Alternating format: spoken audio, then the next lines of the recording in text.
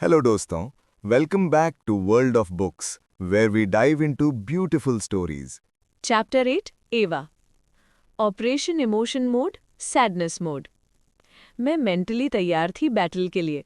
मैंने हल्का मेकअप किया, बाल सेट किए और अपनी फेवरेट वाइट कॉटन सनड्रेस पहनी जिसके नीचे येलो डेजीज बने थे। ड्रेस सुंदर भी थी और कम्फी भी, और थोड़ा सा स्टाइल भी दिखा रही थी। लियम को ये ड्रेस बहुत पसंद थी। जब भी मैं ये पहनती थी हम अक्सर उसके घर पहुंचते और ड्रेस का सफ़र वहीं खत्म हो जाता। ब्रेकअप के बाद मैंने सोचा था इस आउटफिट को हटा दूंगी क्योंकि उसे ये पसंद थी, पर फिर लगा क्यों।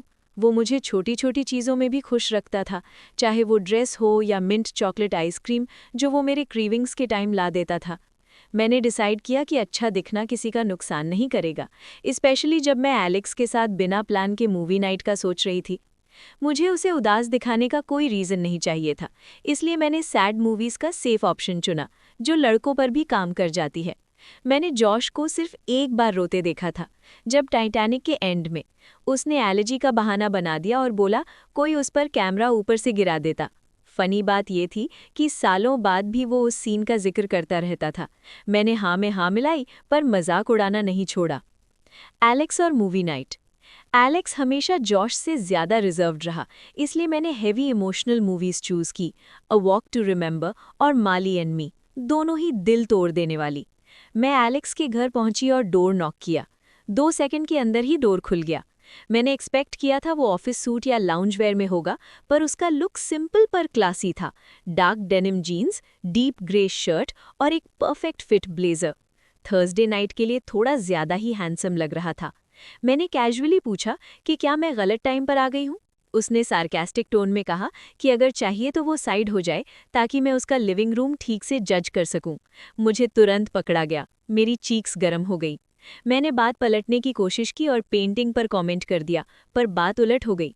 मैंने बिना सोचे बोल दिया कि पेंटिंग को थोड़ा फेमिनिन टच चाहिए। गलती हो गई। एलेक्स ने हंसी रोक ली। पेंटिंग टेक्निकली जॉश की थी, जो ऑलरेडी एक वार्निंग साइन होना चाहिए था। फिर उसने बताया कि वो डेट पर जा रहा था। मुझे सरप्राइज हुआ। एलेक्स और डेट? मैंने कभी उसकी लव लाइफ का कोई प्रूफ नहीं देखा था, सिवाय उन लड़कियों के जो उसके अराउंड। मुझे लगता था एलेक्स उन लोगों में से है जिनका काम ही उनकी लाइफ होता है, जॉब के साथ जैसे एक्सक्लूसिव रिलेशनशिप। हम ऑलमोस्ट 1 महीने से नेबर्स थे, पर मैंने उसे कभी किसी लड़की के साथ नहीं देखा। हाँ, मैं उसके घर पर 24/7 नज़र भी नहीं रखती थी। मैं कोई क्रीप नहीं हूँ। एलेक्स के डेट पर जाने का ख्याल मुझे अजीब सा लगा। बस वही वर्ड फिट होता था, स्ट्रेंज। पेट में एक अजीब सी फीलिंग हुई, जैसे कुछ चुभने लगा हो। स्किन सेंसिटिव लग रही थी और हार्ट बीट भी थोड़ी फास्ट। ओ, मैं बताना नहीं चाहती थी तुम्हें। मैंने झूठ बोला, एक स्टेप पीछे हटते हुए। ऑब्वियसली झूठ था। एलेक्स ने मेरी आर्म पकड़ ली मुझे बैलेंस देने के लिए। मेरा दिल जोर से धड़क उठा। कोई ड्रामेटिक जंप नहीं था, बस एक छोटा सा मूवमेंट, पर काफ़ी था मुझे और नर्वस करने के लिए। आई एक्सप्लेन लेटर, मैंने कहा। अब जब तुम यहीं हो तो रीज़न भी बता दो, एलेक्स ने बोला, अभी भी मेरी आर्म होल्ड की हुई। उसके टच की वार्मथ सीधा दिल तक पहुंच गई। तो इसका मतलब कोल्ड शोल्डर ट्रीटमेंट खत्म? मैं पिछले कुछ दिन से उसे इग्नोर कर रही थी, जब से वो ग्वेन के घर गुस्से में तूफान की तरह घुसा था। इतना गुस्सा मैंने पहली बार इतनी देर तक होल्ड की थी। ऑनेस्टली, अपसेट रहना थकाने वाला होता है। मेरे पास और काम भी थे, पर मैं एक पॉइंट प्रूव करना चाहती थी कि वो बिना कॉन्सिक्वेंसेस के मेरी लाइफ में इंटरफियर नहीं कर सकता। मोस्टली, मैंने आंखें थोड़ी सी सिकोड़ कर कहा, पर दोबारा ऐसा मत करना। दूसरे लड़कों के सामने हाफ ड्रेस्ड घूमूगी तो मैं रिएक्ट नहीं करूंगा।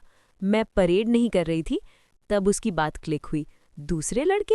एलेक्स ने मेरी आर्म छोड़ दी। उसकी आंखें और भी ठंडी हो गई। सच बताओ एवा, तुम यहाँ क्यों आई हो? कोई प्रॉब्लम है? फिर उसकी नज़र और शार्प हो गई। लियन? मैंने टॉपिक चेंज करने की पूरी कोशिश की, पर दिमाग इतना ओवरथिंक कर रहा था कि स्मूथ झूठ निकल ही नहीं पाया। नहीं, जूल्स डेट पर है और मैं बोर हो रही थी, तो सोचा तुमसे मिल लूं। तब मुझे रियलाइज़ हुआ कि मुझे कोई बेटर, कम पथेटिक एक्सक्यूज़ बनाना चाहिए था, स्पेशली जब हम फ्रेंड्स भी प्रॉपर नहीं थे। पर अब देर हो चुकी थी। इसीलिए मैं कभी स्पाई या लॉयर नहीं बन पाऊंगी।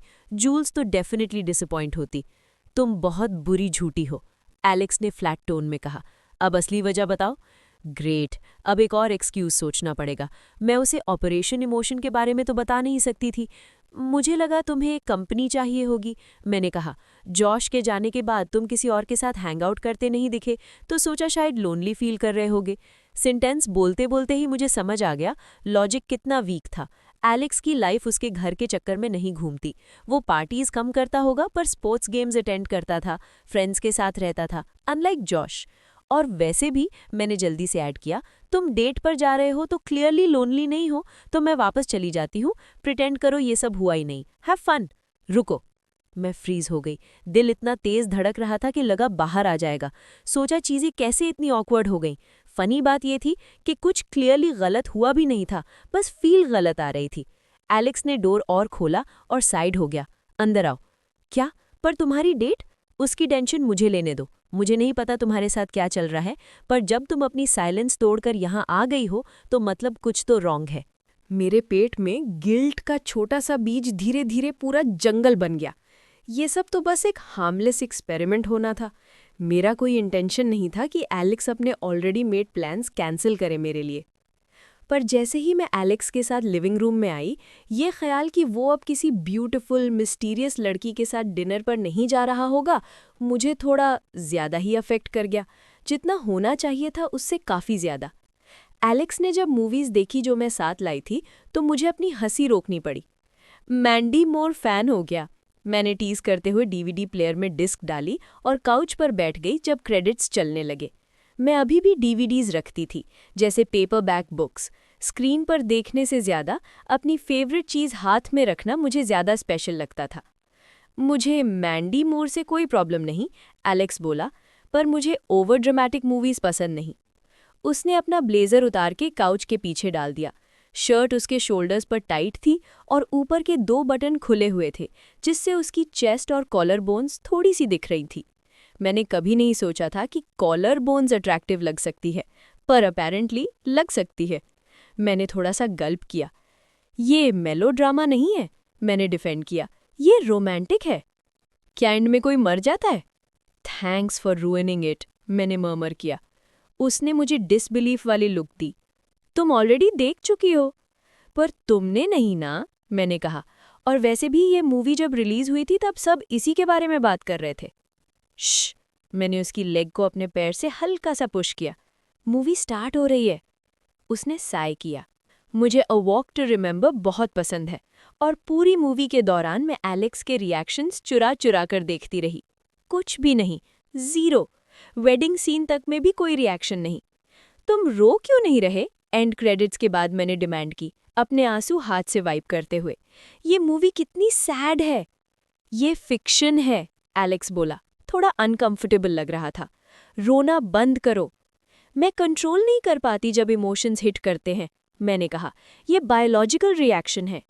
बायोलॉजी को कंट्रोल किया जा सकता है। मैं रेजिस्ट नहीं कर पाई।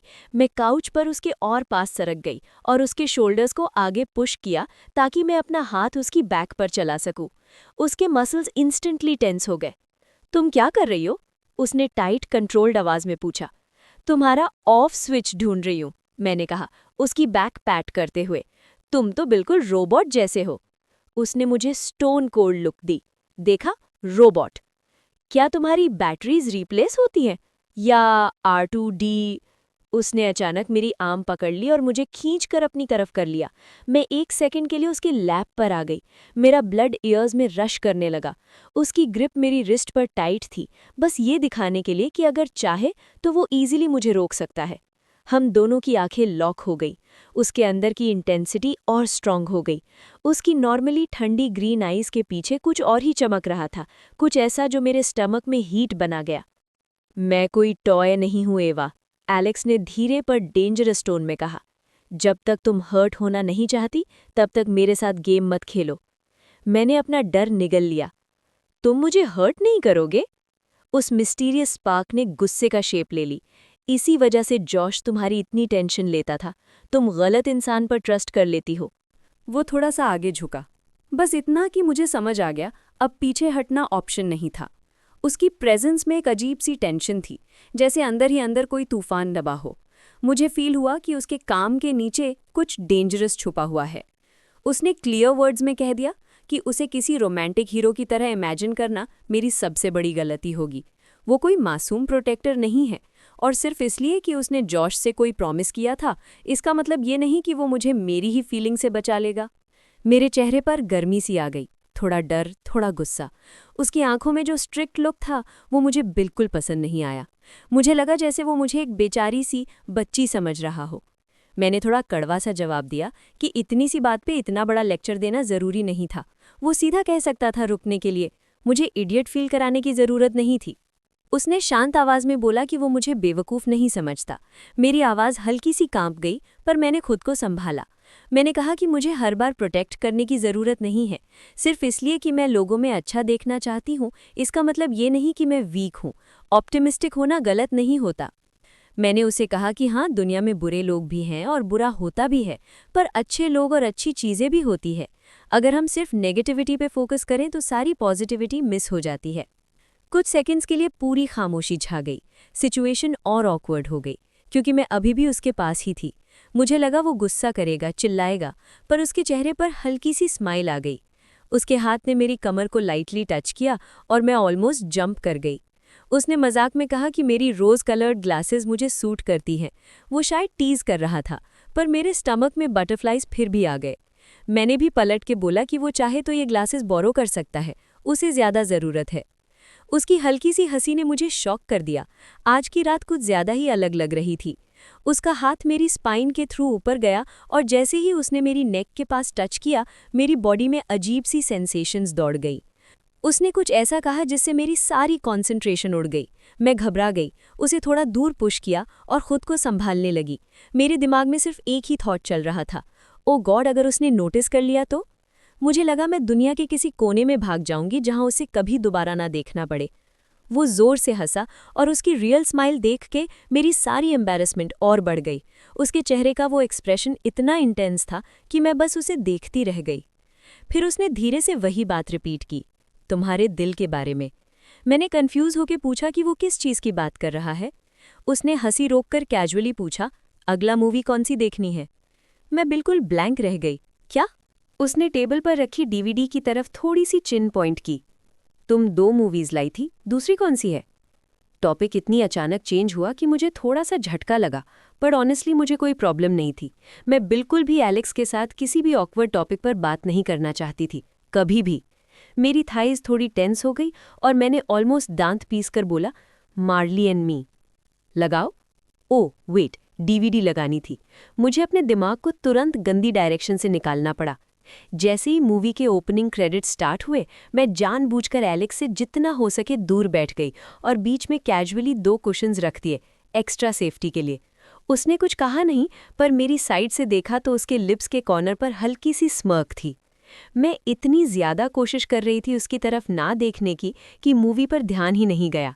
लेकिन लगभग 1 घंटे बाद जब आंखें हैवी होने लगी और नींद आने लगी, तब भी मेरे दिमाग में उसकी स्माइल ही चल रही थी। तो ये थी आज की स्टोरी दोस्तों। कैसी लगी आपको कमेंट में ज़रूर बताइए। नेक्स्ट एपिसोड के लिए सब्सक्राइब करें and share with all your book lover friends. पसंद आई हो हमारी ऑडियो बुक तो लाइक ज़रूर करें। Thank you.